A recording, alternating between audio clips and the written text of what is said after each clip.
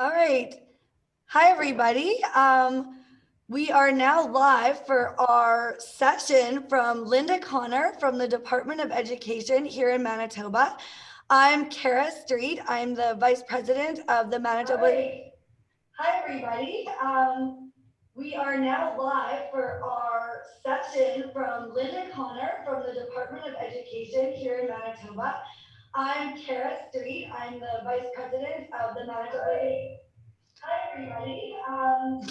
We are now live for our session from Learnin from the Department of Education here in Manitoba. I'm Kara Street. I'm the Vice President of the Manitoba. Hi, everybody. We are now live for our... I think you have to turn off your computer, maybe. You're getting feedback. It's just coming over and over again.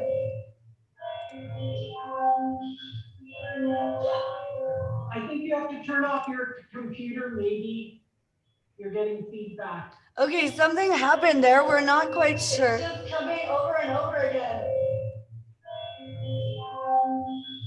You know what? You maybe have to turn on the session host because it says that you're off right now.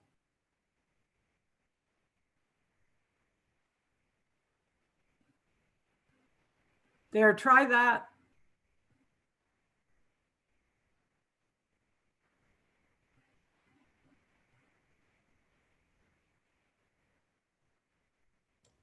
Okay, let's try that again. There you go. Okay, so for some reason, it was continually going over and over again. So we're gonna try that again. Let's try that again. Uh-oh. Okay, so for some reason, it was continually going over and over again. So we're gonna try that again. Try that again. Uh-oh. Okay. So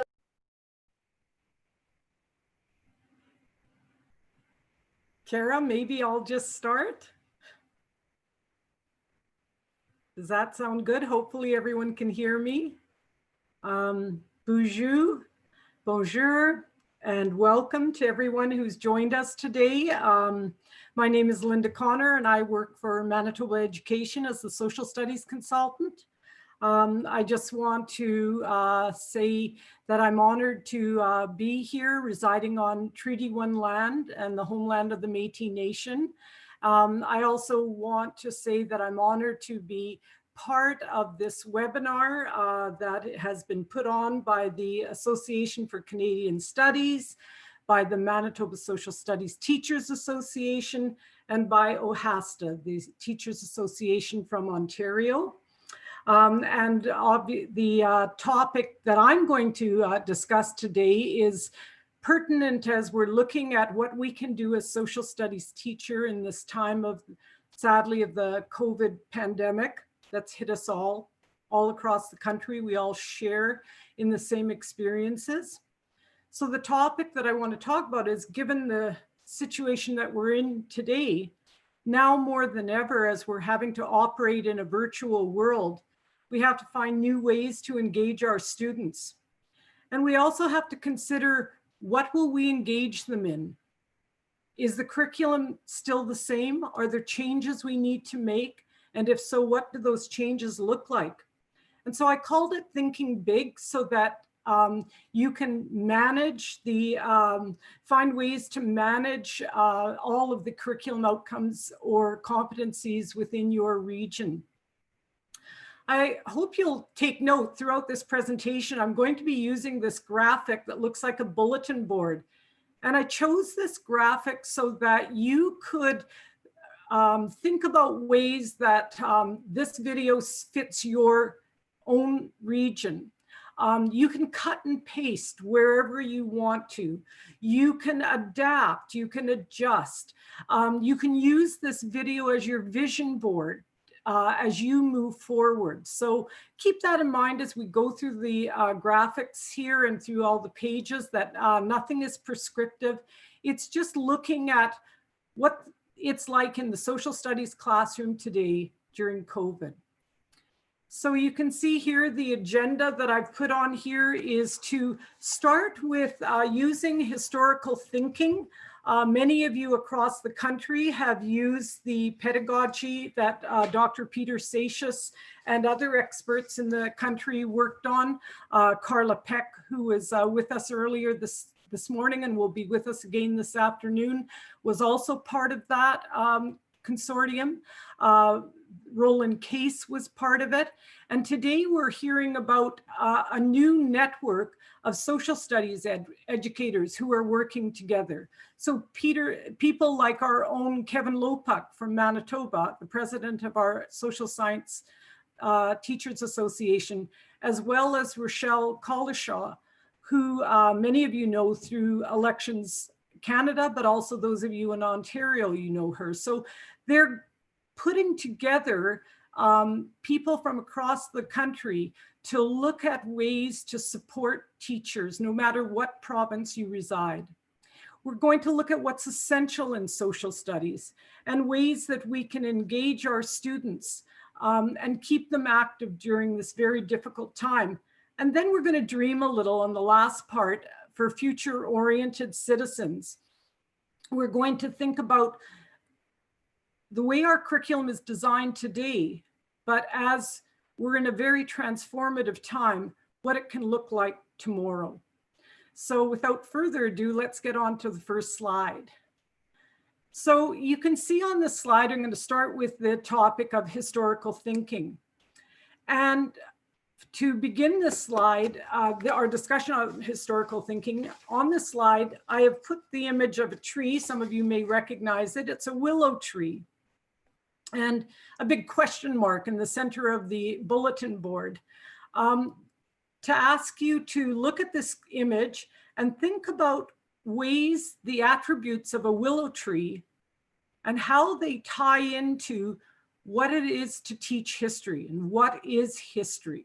So I'll just give you a moment to think about that. You can see, obviously, the long branches. You can see the bend in the tree. You can see the trunk, even though it's a very tall tree. So let's go and take a look at maybe some of these words popped in your mind. First of all, one of the first things I noticed with the willow tree, and by the way, I love willow trees. I had a house, our first house that I owned, it had a beautiful willow tree in the back, and I miss it. But the one thing that I loved about it was watching the branches and how they moved and how flexible it was. When I think of history, I think many of you also see that history, and especially today, we have to learn to be flexible. Nothing is static in the world, and we have to help our students navigate through the changes as well as the continuities of time. It's also enduring. The willow tree is a very old tree. As a matter of fact, it shows up in a lot of literature. Tolkien used the willow tree. J.K. Rowling used the willow tree in Harry Potter. It's always a sign of wisdom, of thinking about where you've come from, enduring, and where you're going. The other thing about the willow tree is you can't see it, but notice that the branch is very, very thin.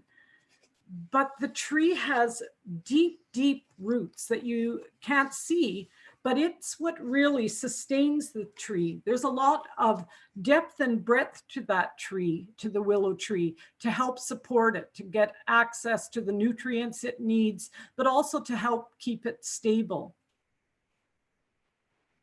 This quote, I think, for me, really summarizes and connects this image to the way I view history, and perhaps it's also the way you view history. I'm sure many of you have other quotes that speak to you. This quote came from a sociologist, an American sociologist, Peter Berger, and it says, "The past is malleable and flexible, changing as our recollection interprets and re-explains what has happened." Again, it's part of this that there's always this connection between what is going on today, what has happened before us, and then the deep and enduring roots that'll help us navigate in the future, especially during uncertain times. And so historical thinking concepts help in this matter because there's a lot of some of the terminology that we use. For example, when we talk about evidence and significance, you might think of something that's enduring. What is the lasting, the pivotal moments in history that need to be reviewed and studied? Our history has to be flexible. If you look at the historical thinking concepts, change and continuity comes to mind. Cause and consequence, different events occur, such as right now in the pandemic, and they have different consequences.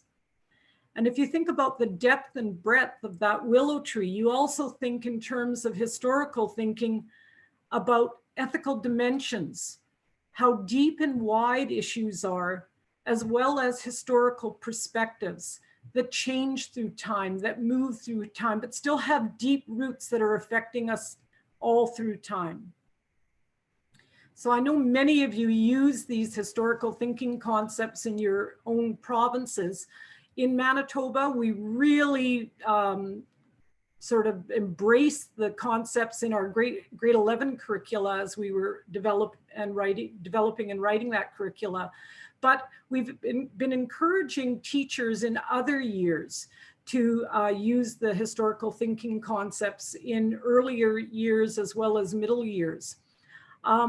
The posters were the first thing that came to my classroom when I first heard about historical thinking. I was teaching history, grades 7 to 12, and I was so attracted to them, and I used them as a discussion. Like I'm sure many of you have just put the posters up and asked the students, what do you see? What do you think about?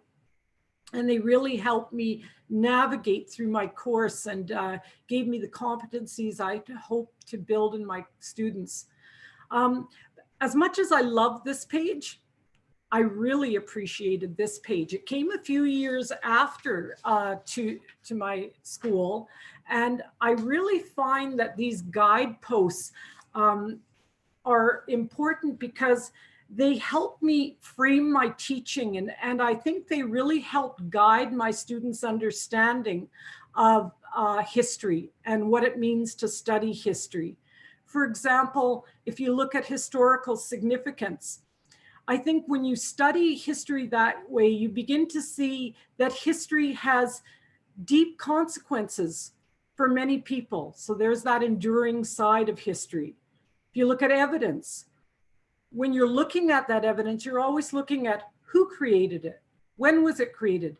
But I think very important, you have to look at why was it created? For example, if you're looking at monuments, who is behind monuments? Today, that's very much in the minds of people as we reevaluate the monuments that exist in our communities. Continuity and change. I love this one because it reminds us that history is not a linear story.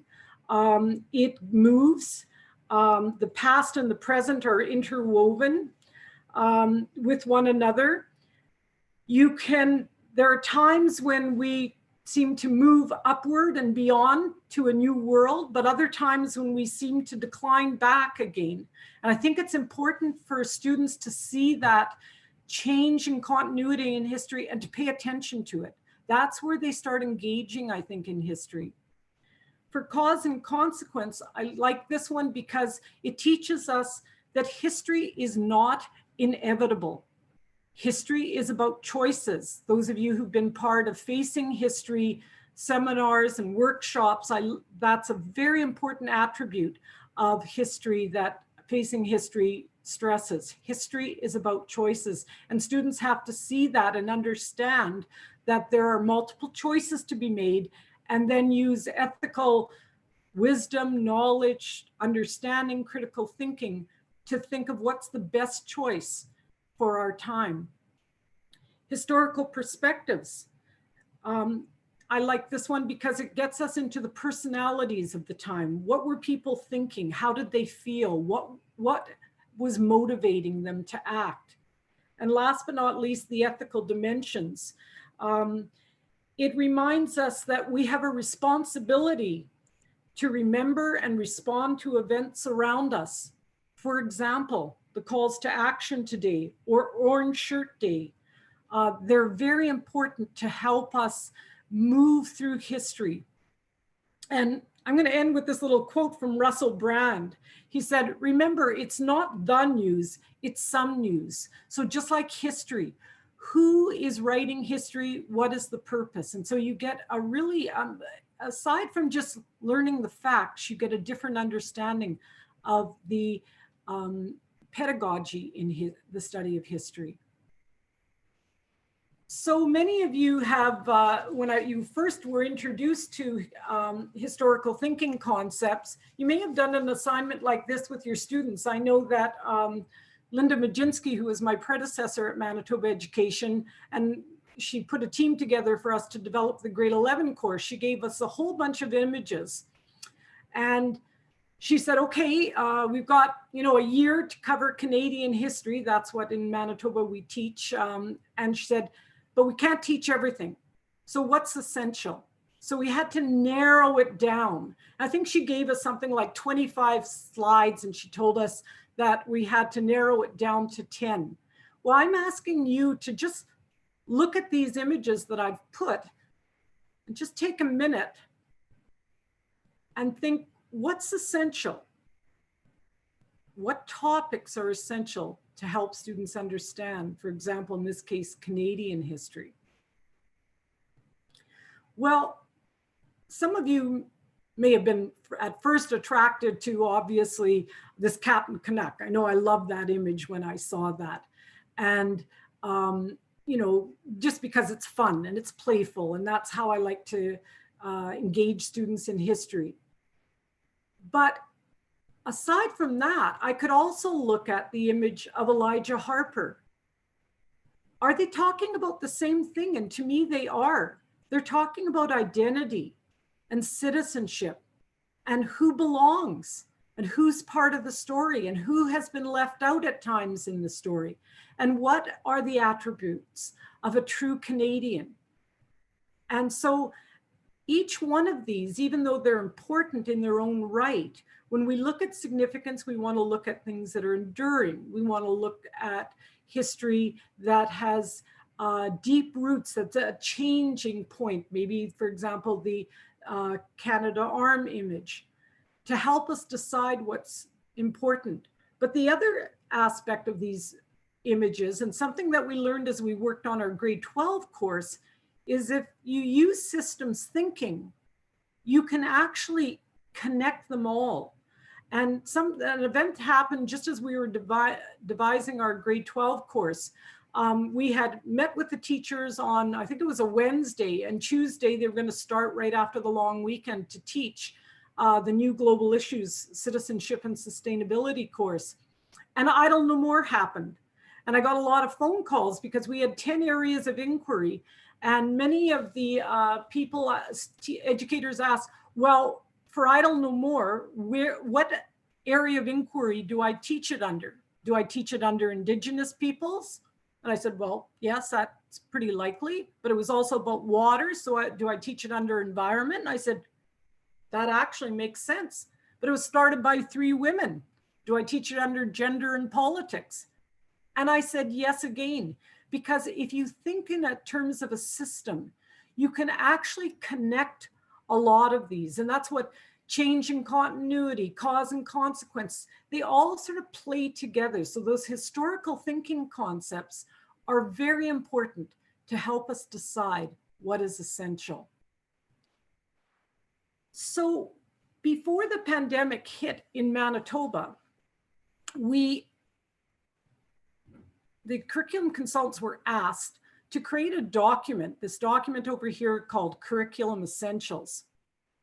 And we were asked to basically provide a way for teachers who had so many different subjects to teach to just sort of narrow down the scope of their teaching. And so with this document called Curriculum Essentials helped teachers do that. It connected outcomes to essential learnings or big ideas in social studies.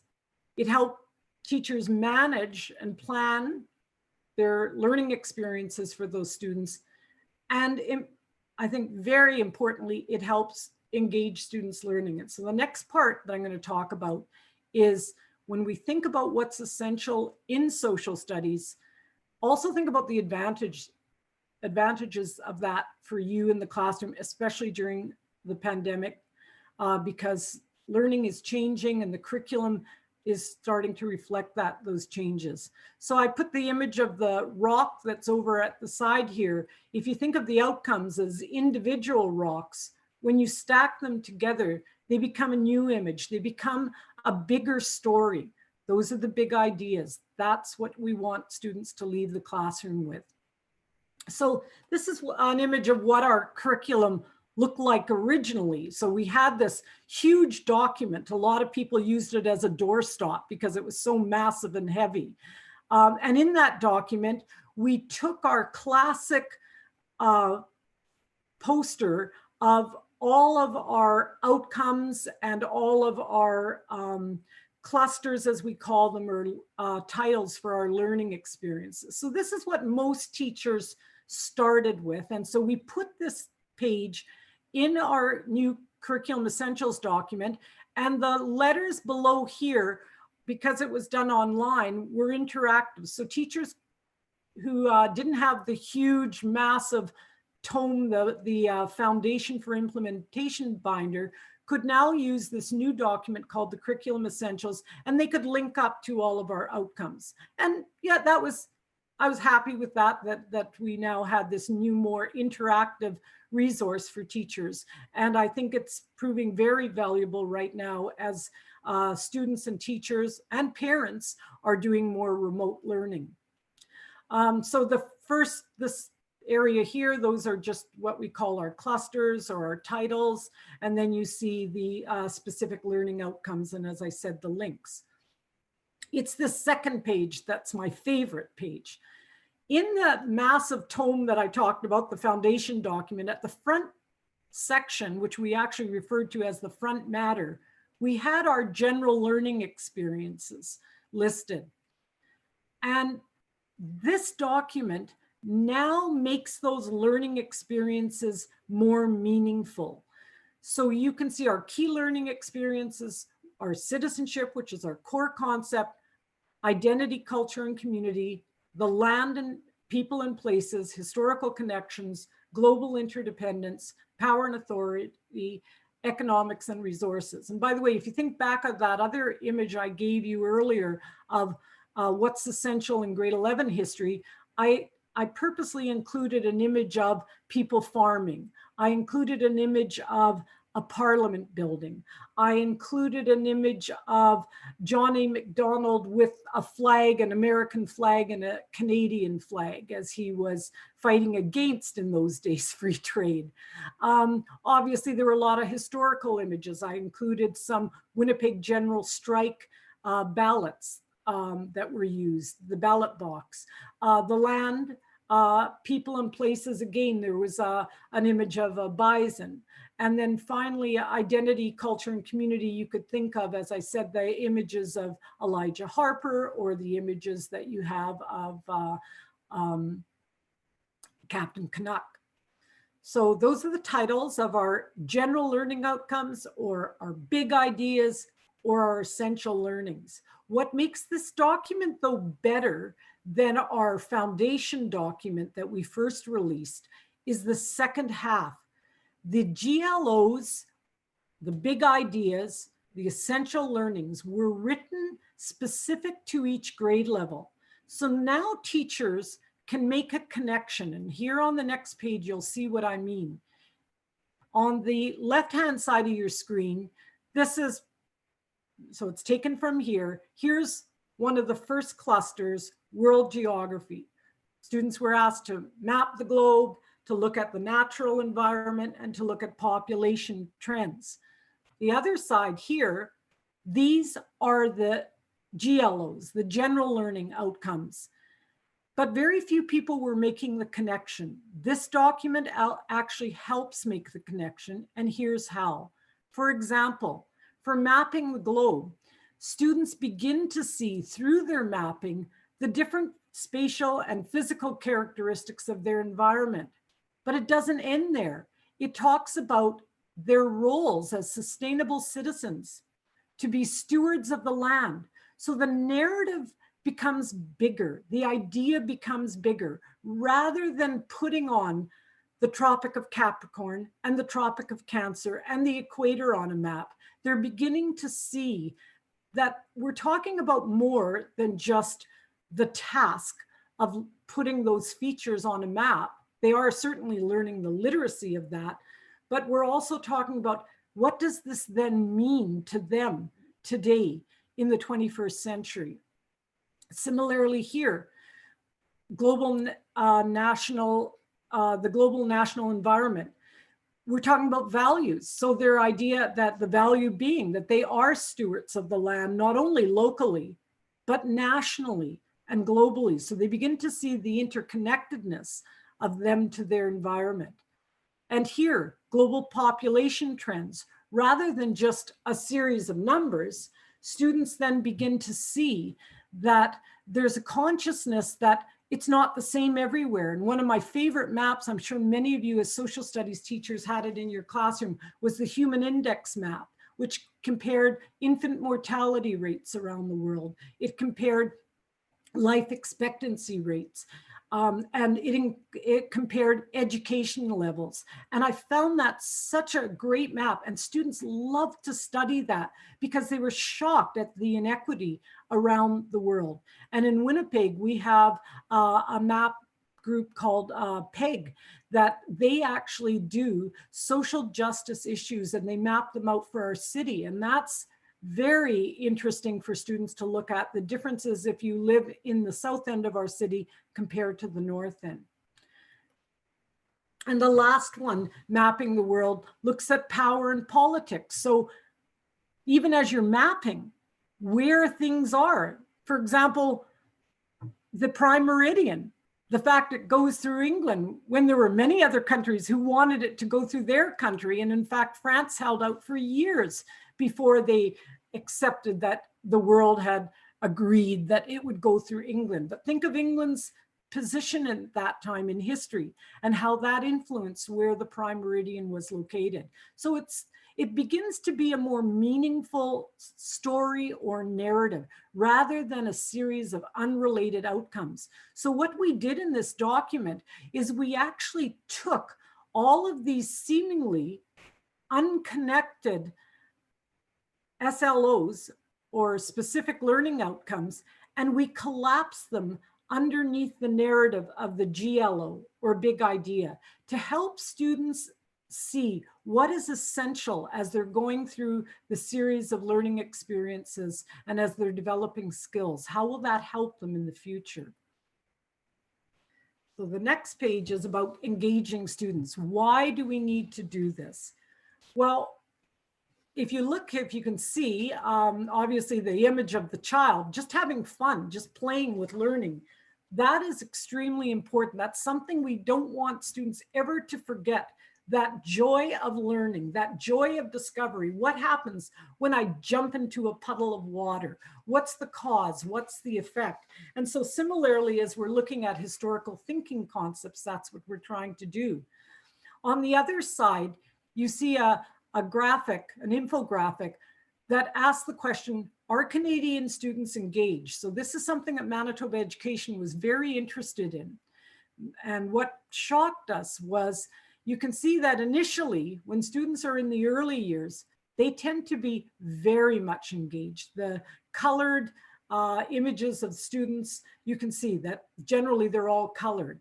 But as you move up the years, their engagement seems to drop, but not everywhere in their life. It drops in the classroom, but this last little part of the infographic here on the bottom right-hand side, it doesn't drop in terms of their engagement in sports or in the arts.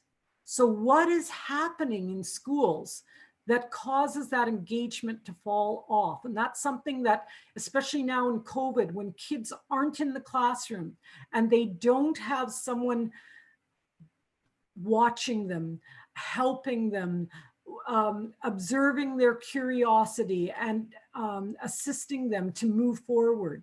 How do we keep them engaged during this time of COVID? Well, Manitoba Education was so interested in that infographic, that we want to know what was happening with our students. So we asked them, we said, why do you lose your engagement? And here's what the students wanted us to know. They said, if you think for a moment, what do you think? This was a group of middle-aged students that were surveyed across the province. Well, many of you probably thought, as soon as I said middle-aged students, they want to talk. Communication. And today we heard on one of the sessions with Kevin Lopuck, he talked about how teachers just want to talk about their experiences right now. And today I think is very important for us to have that opportunity to connect with one another. And that's what kids want to do. They want to be able to talk. They also want to be able to do. So they're very active, obviously, and they want to engage in their learning. And it's going to get harder. It is harder, obviously, during this time of COVID. This one was a real surprise to Manitoba Education. They actually asked for teachers to teach them to think deeply, not superficially, not just about the facts, but the whys and the hows and who, and to make those interconnections of events that are happening in their lives today to the past to help them navigate the future. And so one of my favorite documents that came out when I joined with UNESCO Schools is this document called the UNESCO Pillars of Learning. And when I talk to teacher candidates, I often say, as you're trying to organize your classroom and you're thinking of how to structure your learning experiences, think of it in quadrants of time. First of all, start with learning to know. Ken Osborne once said, if you're going to ask students to talk about something, you have to give them something to talk about. They just can't talk about representation by population, whether it's good or bad. They have to know, what does that mean? What are the other alternatives? What other ways are used to represent communities? And so learning to know is very fundamental. They have to learn to do. They want to talk. And so obviously they have to be active, and they want to engage in their learning. Learning to be, especially during this time. During the session this morning, a lot of people talked about well-being, not only content and knowledge, but helping people, our students and our teachers, with their well-being. And then finally, so that we can all live together, so we can sustain ourselves in the future, to work together. And so I think that as we're working on what's essential, and as we're developing our competencies, these are the key ways that we can structure our students' learning in the classroom to keep them engaged, to help them talk and do, and also to know. And so I put this slide up here just as a reference for you to go to if you've never seen the UNESCO Pillars of Learning. By the way, they're very similar. The language is very similar to the 21st century competencies. So what's an example then in the classroom of all this pedagogy, of historical thinking, of curriculum essentials, of GLOs, of SLOs? Well, this little assignment might just sort of spark your mind. It's an assignment I used to do with my grade 7 students. And so grade 7, as you saw earlier, that's our world geography course. In this one simple assignment though, I was able to link, and by the way, I was doing this before we had our new curriculum document with our SLOs and our GLOs, but I didn't realize it till after that through this assignment. And so what happened was the kids had to design an island. This is after I've already gone through a lot of the content. again, explain where the Tropic of Cancer is in relation to the Tropic of Capricorn, etc. We'd already worked on maps, etc. We'd already talked about landforms and vegetation regions. Then I said, and sorry, I just went back here, so I'm just going to go, oops, to the next slide. I said, okay, if learning to be is important, create an island, a brand new island somewhere in the world. So this girl who was interested in ladybugs, she put Ladybug Island somewhere sort of halfway between the equator and the Tropic of Capricorn. Now, keep in mind that because she put it there, that influenced all that she was going to write about, make up about Ladybug Island in terms of the landforms, the vegetation, the climate, etc., even the immigration. Another student, by the way, he chose his island was Basketball Island. And I never forget, I loved it. He had the immigration policy was you had to be over 6'5" to be able to immigrate to the island. That was one of the criteria. So you can see that in this one assignment, if you look through the table of contents, there's something about the land. There's something about citizenship. This little brochure here was all about what are the special events that go on the island, what are the holidays that happen on that island, the historical connections. I don't see it on this assignment, but I think it was on the next page. I asked the students to make up the history of the island. Oh yeah, actually it is there. There's the history. But I also had them make up a national anthem for that island. So that national anthem would reflect not only how the students understood citizenship, but also the historical connections. Similarly, identity, culture, and community. So who makes up your island? What's the population like? That was one of the things that the students had to look at. Power and authority. Obviously, the boundaries map would be very important for that. And economics and resources as you're making your vegetation maps, your land use maps, you're obviously, the kids are starting to use their literacy in understanding what does that mean? What constitutes economics and resources? What are the topics that are part of that? So this is one way you can connect the pedagogy to the practice and get kids doing as they said they wanted to do, get kids talking about what's important to them. But at the same time, and most importantly, making sure that they know, did they understand when you talked about the Tropic of Capricorn and Cancer, the role that it plays in our life? Here's another example of making and giving kids choice and seeing the world in different ways. The classic way is to do a landform map, but this other way on the side is to do a relief map. And you just need to get something as simple as drywall material and a little popsicle stick, and they dip it in the drywall material and they put it on a piece of cardboard, and then they add more wherever they want their mountains or volcanoes to be located. And then they would create a legend with that. So that's another example of getting kids doing what they're learning and connecting that, making and creating. Here's another example, the treaty vest.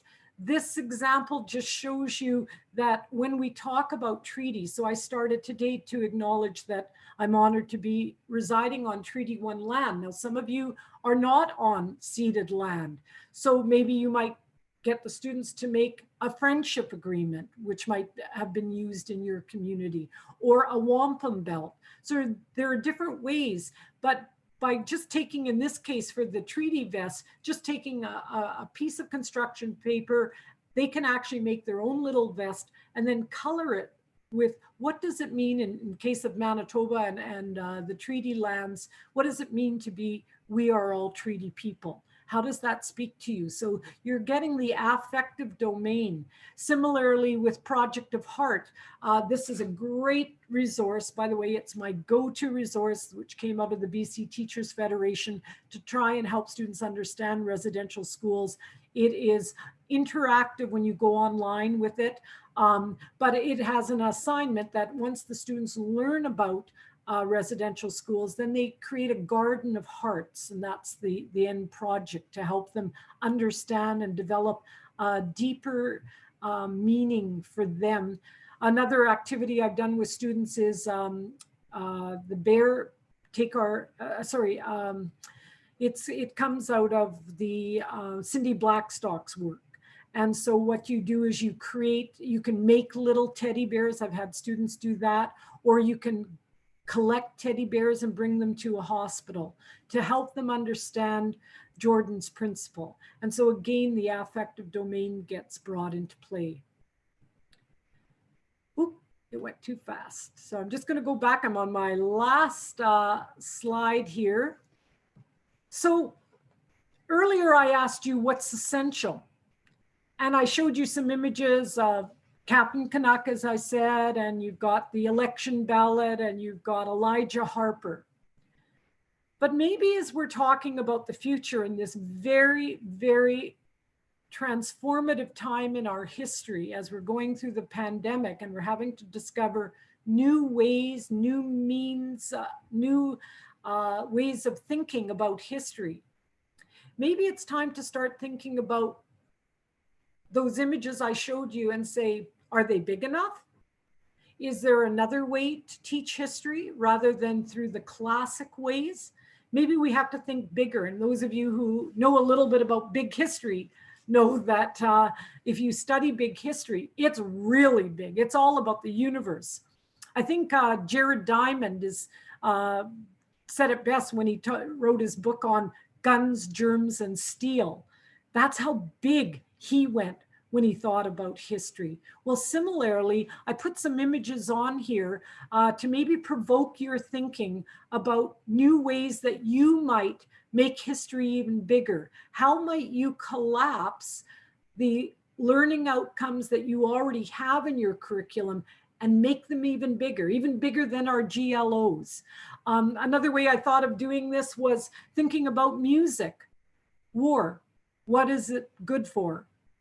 All we are saying is give peace a chance. If you think of some classic music, maybe you could use some key songs. I used to play Les Mis for my students about revolutions and about the revolutionary spirit and why citizens are willing to pick up pitchforks and break off legs of stools to bring about change when they don't have armaments, when they don't have guns, but they still feel the need to risk their lives, their safety, for what they deem is a better future for themselves. So here's some ideas. I'm going to leave you to just look at this slide, think about it, ask yourself, is this big enough? Is this too big?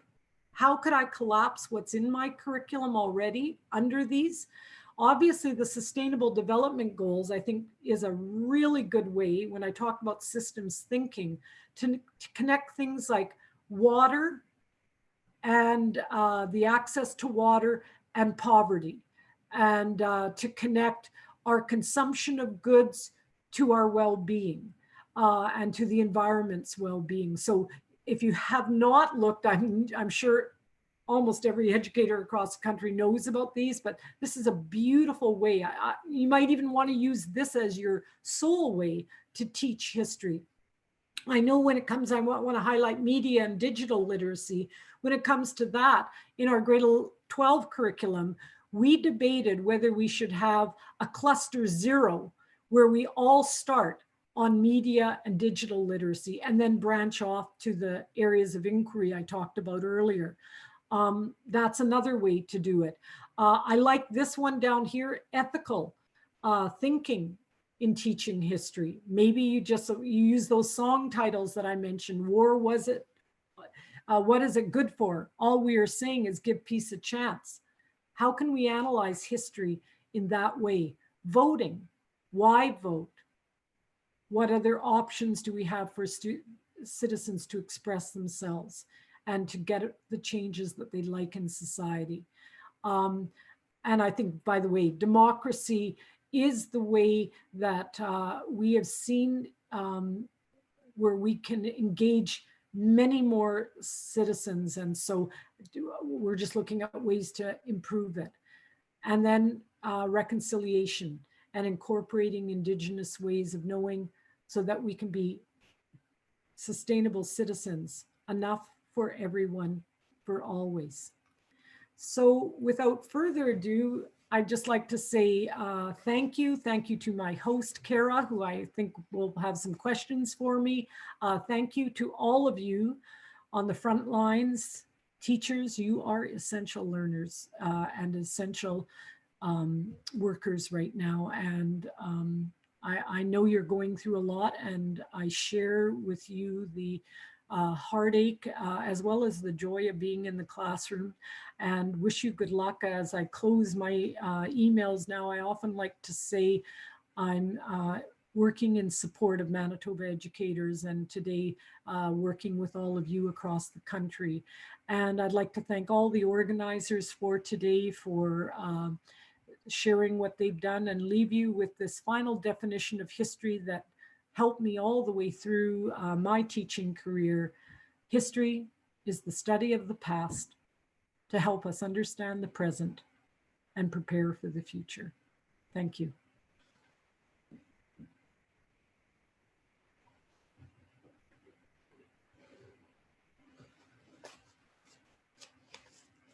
Hi, Linda. Hi. Thank you very much for your amazing presentation. You were outstanding as always. And I do want to share, just at the beginning, we had an issue with the feedback because apparently when we had the questions open on the same tab as the live stream, it was coming across twice. So we were able to get that fixed behind the scenes, but somebody commented it's Groundhog Day because we were getting the same thing coming in twice. So the issue got fixed, luckily, but I just wanted to let you all know we apologize for that at the beginning. It was just a little bit of a glitch with the system, but it all got fixed up for Linda to be able to do her presentation. So I wanted to mention that Linda is a highly esteemed colleague of mine. I've worked with her for many, many years, and I have the utmost respect for her. And if you are here in Manitoba, she is available for tons and tons of resources to help teachers out with basically anything that you need. She usually has the answer for it. But if we have any of our colleagues from across Canada with us today, I'm sure she'd love to touch base with you as well. So I do have a couple of questions for you. The first one is actually 3 people asked the same thing. They would all like to get a copy of your slideshow. So Linda, what would be the best way for them to get that? Yeah, they really loved it. So they'd like to be able to get a copy of it. Yeah, and by the way, I use that graphic as you saw all the way through, and I want to add on the last page. Now it's time for you to play around with that slideshow and make it better. So I know that it's going to be posted via the organizers of this event, but how we'll do it is probably, Kara, I think I sent it to you through Dropbox. Yes, I'm wondering if that's probably going to be a little bit complicated though, because I don't have the participants' emails. So I wonder, would you rather them send you an email if they would like it? Yes, absolutely. And so I'm sure that it's listed, I think my Twitter handle, but we'll find ways of connecting with you. And you can always, but it's linda.connor, CONNOR @gov.mb.ca. Linda, would you mind putting your last slide up just for a moment, and then because your contact information was on there? Right, good. And then we can give people a chance to take a picture or write it down. Yep. So why don't we do that quickly before we get to the next question? Good one. Yeah. So take a moment and take down Linda's info. And she, like I said, if you're here in Manitoba, get on her email list because she sends out weekly different resources for teachers to get. And there's just so many great things. She's a wealth of knowledge. And so, yeah, the slideshow is great, but she'll send you other things as well. So get on her email list if you're not on it already. I try and be careful and vet through the material so it's not coming at you every day, all day. Yeah, but usually every week you've got something pretty great to share. So I know I appreciate it. And as a department head in my building, I send it on to the rest of my team and we really appreciate it. So yeah, thank you for doing that, Linda. Okay, another question, Linda. The map company that you were talking about, the about getting the data on social issues by neighborhood, do you have the information for that? Where can people find that info? Well, it used to be called My Peg, so PEG, and My, MY.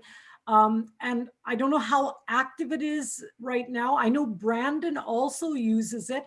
They use GIS to create the maps, geographic information systems.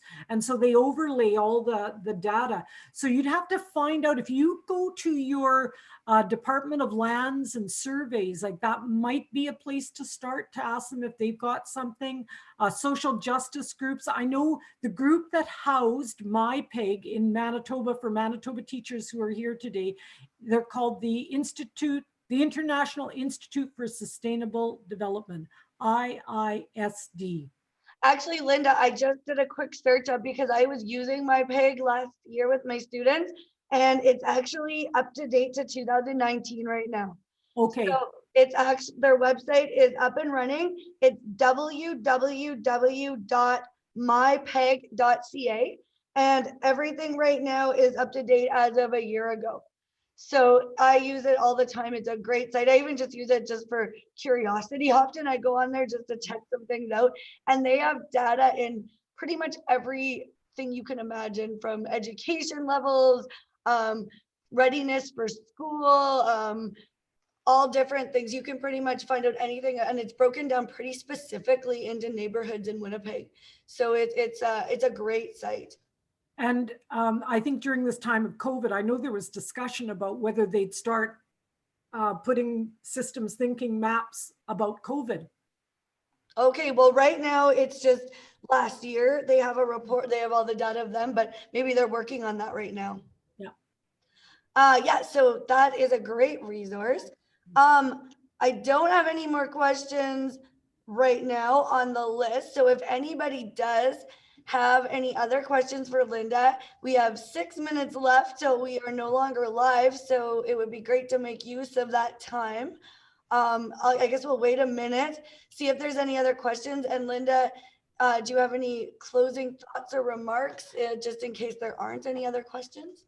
Well, I just wanted to say I'm sort of glad to hear there were 6 minutes, because on my screen I don't have a clock and I didn't want to be looking at my watch every 5 minutes. So I'm pleasantly surprised, but I do, I'd just be interested if people want to type out, like, what would they do as the future oriented citizen? Like, how do we structure what's essential for future learners? I don't know whether, Kara, you want to. Maybe I should go back to that other slide too. Let's see if I can go. This was just something I worked on. Shannon Moore, some of you from BC might know Shannon. She's a prof now at the University of Manitoba in the Faculty of Education. And this is something she's been asking her students based on presentations that I've given, to talk about what's essential. For you as a teacher, Kara, is this too big? I think it depends on what you're teaching, because yeah, there's the big ideas that kind of transcend all of the social sciences courses, but different courses have kind of different things that we would focus on. But I think as like a general guide, I'm going to use this for my department as a way to kind of frame what we look at as our larger enduring understandings and big ideas. So I don't think it's too big, because like you said, you can take these ideas and then break them down into the different things that you want to discuss with your particular group of students. And I think these themes really work at any grade level.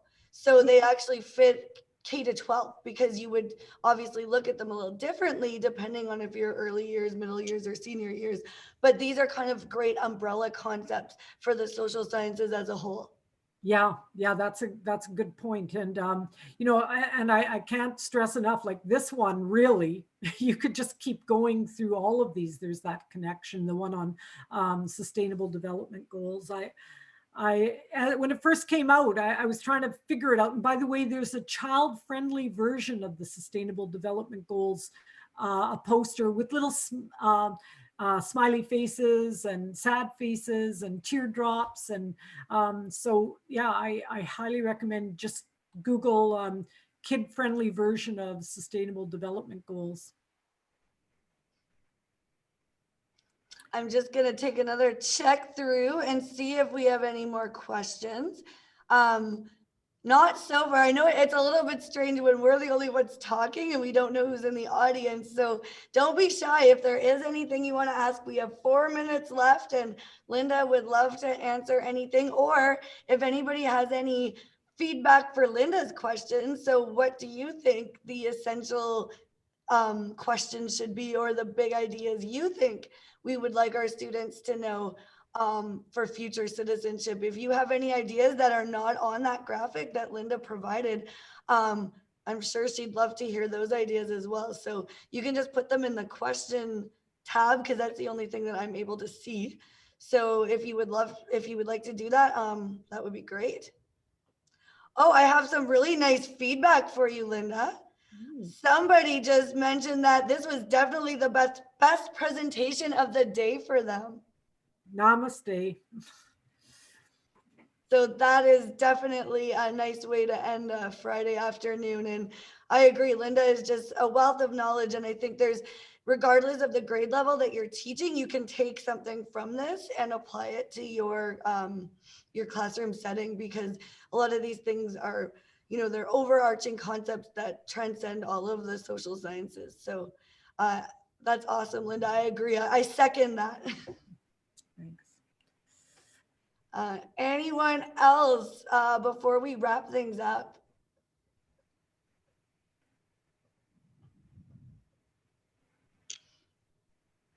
Okay, so if we don't have any more questions, I guess like I mentioned earlier, Linda's contact information was available for you all. She is more than willing to answer questions for you at any time. So like I said, she's a wealth of knowledge and resources, and definitely get onto her mailing list if you're not yet, because just all the opportunities that she offers are just incredible.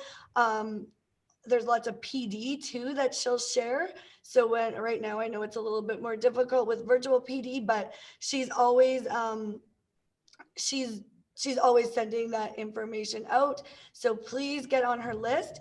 And once again, yeah, there's another person asking for those the slideshow. So Linda's contact information is back up there, and if you would send her an email, she will send you the slides.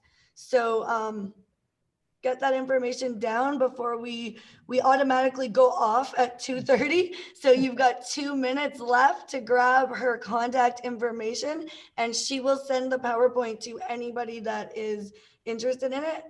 And I would just like to say, on behalf of MISTA, so at the beginning I didn't get a chance to, the echo kind of changed the beginning of my intro, but I'm the vice president of the Manitoba Social Sciences Teachers Association. And this day is something that we've been working on in conjunction with the Association for Canadian Studies, as well as the Ontario and Quebec history and geography and social studies teachers. So we are just really thrilled to have had you take part in this today, Linda. And on behalf of MISTA, I would like to thank you for all your time and energy putting this together. And I wish everybody a really happy weekend. I know that there's, here in Manitoba, we had a new announcement come into effect. It came out yesterday, but next week, some of us are reconfiguring our spaces to get that 2 meters of distancing that we need to achieve now. So there's a lot going on in the schools today. So for the people that did take some time to take part, we really, really appreciate it, because we know there's lots of other things going on right now in the world and in our own buildings. So thanks again, Linda. I'll give you 30 seconds to say goodbye, and then I'm going to be having to turn off the session. So you So can see my Twitter handle there. And if you see a picture of a willow tree, take the image for me, and always think about history when you look at that willow tree. Thanks. All right, guys, have an awesome weekend, and thanks again for taking